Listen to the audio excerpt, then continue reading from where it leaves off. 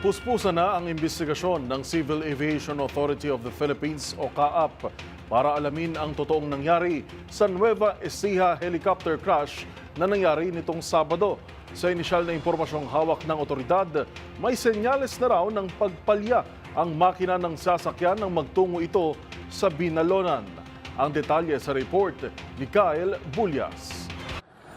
Gumugulong na ang investigasyon ng Civil Aviation Authority of the Philippines o CAAP sa nangyaring helicopter crash sa Gimba, Nueva Ecija nitong Sabado ng hapon. Magugunit ang isang 25 anyos na babaeng piloto ang nasawi sa naturang pagbagsak ng helicopter sa isang sapa sa Barangay San Miguel.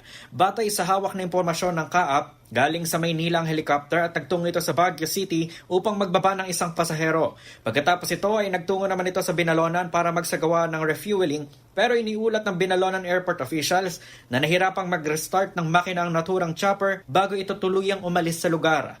Sa report na natanggap ng Gimba Municipal Police, pasado alas 5:30 ng hapon nitong Sabado, nakarinig na lamang umano ng malakas sa pagsabog ang mga residente.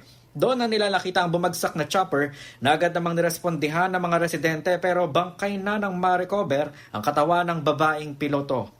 Para sa MBC TV Network News, ito si Kyle Bulyas ng DZRH, una sa Pilipinas, una sa Pilipino.